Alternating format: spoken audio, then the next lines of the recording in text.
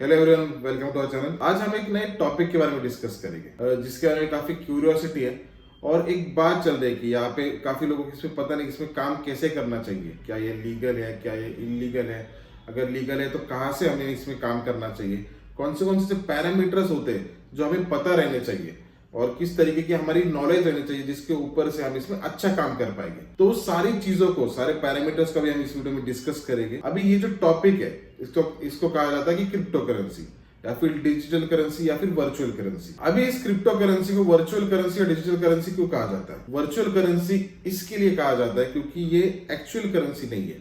मतलब जिस तरीके की अगर आपके पास 500 रुपए है तो 500 रुपए की आपके पास नोट होती है या फिर 100 रुपए है तो 100 रुपए की फिजिकल नोट होती है, तो इसमें कुछ भी आपके पास फिजिकल नहीं होता है। ये जो भी सब कुछ रहता है ये वर्चुअल रहता है या फिर ये डिजिटल रहता है। तो वही एक रीजन है इसको डिजिटल या फिर वर्चुअल करेंसी इसको कहा जाता है। अब इसमें दूसरा जो पॉइंट है या फिर दूसरा जो क्वेश्चन है कि ये एग्जिस्टेंस में आया ही क्यों है, मतलब ये क्यों आया? तो इसका बेसिकली रीजन जो था, तो उसका रीजन ये था कि बैंकिंग का, मतलब जो भी अगर आपको कहीं से भी कहीं पे अगर पैसे ट्रांसफर करने, मतलब अगर इंडिया से यूएस करने तो यूएस से लेके अगर फ्रांस में करने, तो उसके ऊपर काफी जो होल्ड था वो बैंक्स का था और उसके ऊपर काफी हेवी चार्जेस भी लगते थे।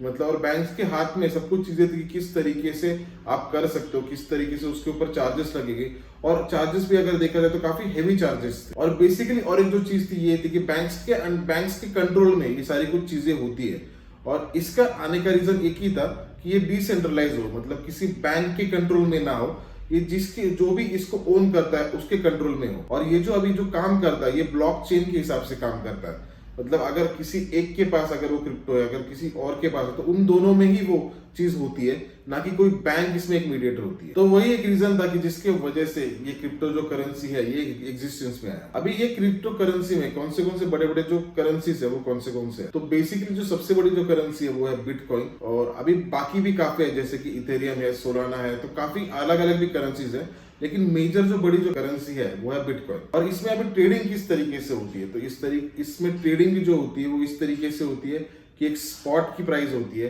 एक फ्यूचर की होती है और ऑप्शंस की भी होती है। और इसमें अभी ये स्पॉट एक्चुअली होता क्या है कि मतलब आपके पास अगर मान लीजिए अगर 1 लाख रुपीज है तो आप पूरे 1 लाख रुपीज का, और अगर उस स्पॉट की जो प्राइस है उसकी अगर 1 लाख रुपीज है तो आप उसमें सिर्फ एक ही बिटकॉइन खरीद सकते हो। मतलब आपके पास जितने पैसे है उतने पूरे पैसे का मार्जिन लेकर ही आप उसमें कुछ बाय कर सकते हो। और दूसरा जो एक होता है जो कि होता है फ्यूचर्स, तो उसमें मान लीजिए अगर 1 लाख रुपीज अगर प्राइस है तो आप उसमें 10,000 रुपीज देके, 20,000 रुपीज देके या फिर कम से कम पैसे देके बाकी के जो अमाउंट है उसका लेवरेज लेके आप उसको बाय कर सकते हो। मतलब आपको इस तरीके से नहीं है कि 1 लाख रुपीज अगर उसकी प्राइस है तो आपके पास 1 लाख रुपीज रहने चाहिए।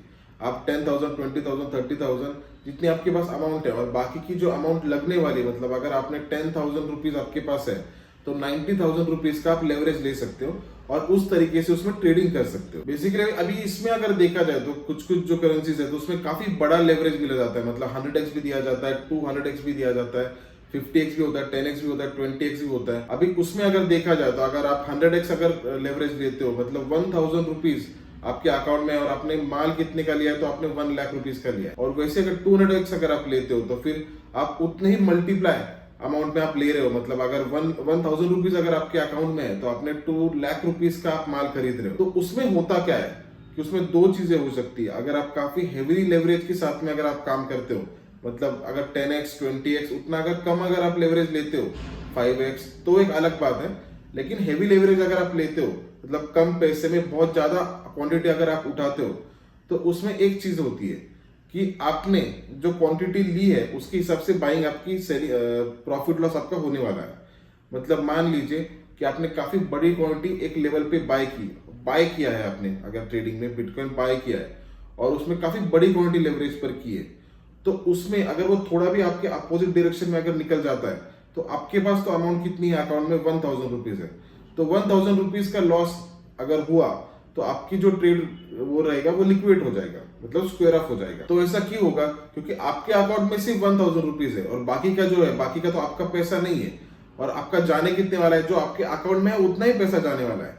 तो आपने मान लीजिए अगर 1,000 रुपीज में अगर 2,000 रुपीज का माल अगर लिया तो उसको 50% घटना पड़ेगा, तब आपका लॉस होगा।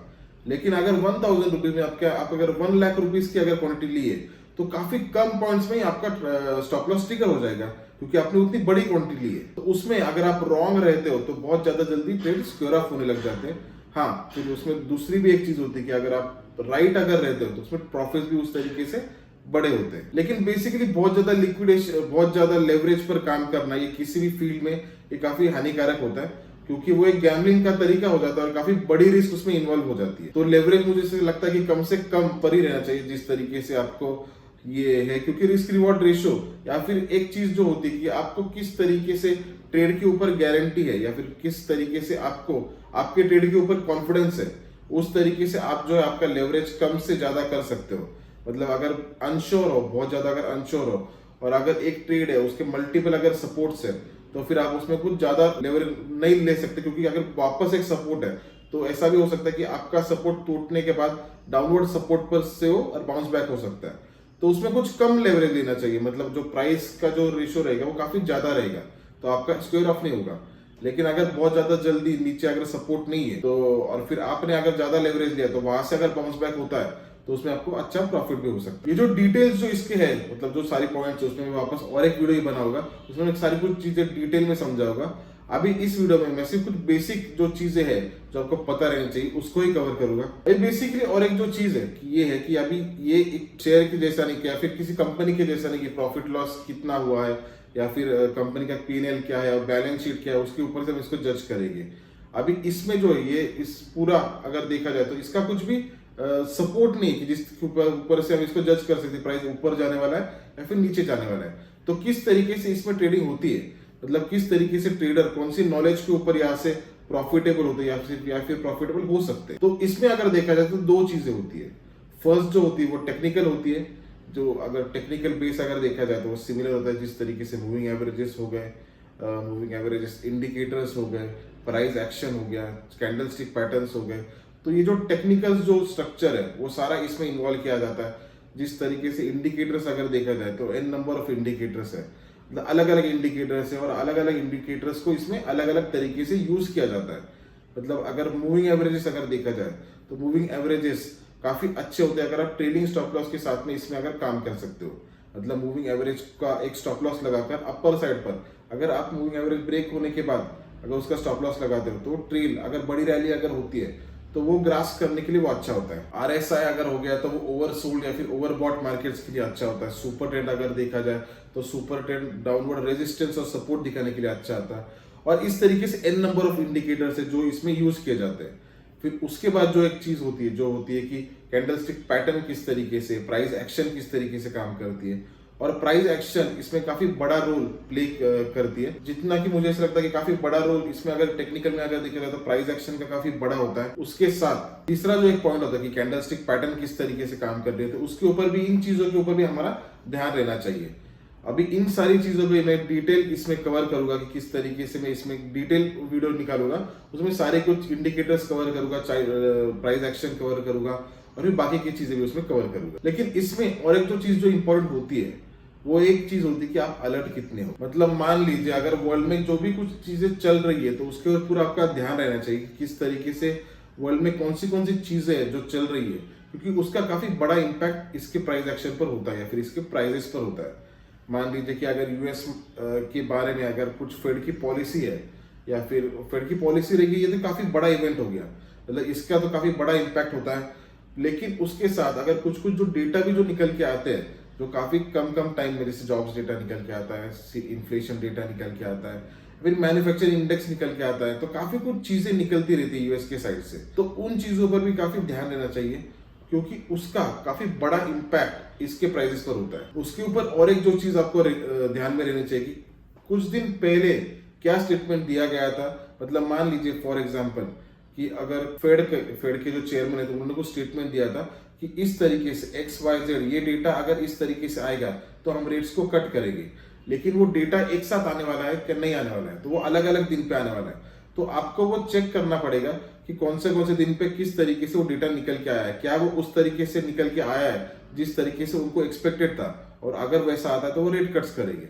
तो फिर वो सारी कुछ चीजें आपको पता रहनी चाहिए, तो उसमें आपको ट्रेडिंग करने के लिए अच्छा हो सकता है। और अगर इंट्राडे अगर आप कर रहे हो काम, मतलब इंटरडे जो ज्यादा करके काम करते हैं तो वो बहुत ज्यादा न्यूज के ऊपर नहीं रहते, बहुत ज्यादा कम पॉइंट्स लेके फिर वो टेक्निकल के ऊपर ध्यान देके, रिस्क रिवॉर्ड रेशो ध्यान देके उसके ऊपर ही मेजर उनका फोकस होता है। लेकिन जो मिड टर्म के लिए अगर होल्ड करते हैं या फिर जो कुछ लॉन्ग टर्म के लिए जो होल्ड करते हैं तो उनको ये न्यूज ओरिएंटेड चीजें काफी ज्यादा हेल्पफुल होती है। उसके ऊपर ट्रम्प के और से मतलब डोनाल्ड ट्रम्प किस तरीके से भाषण देंगे या फिर किस तरीके से उनकी अनाउंसमेंट रहेगी, वो भी चीजें काफी इंपॉर्टेंट रहती है।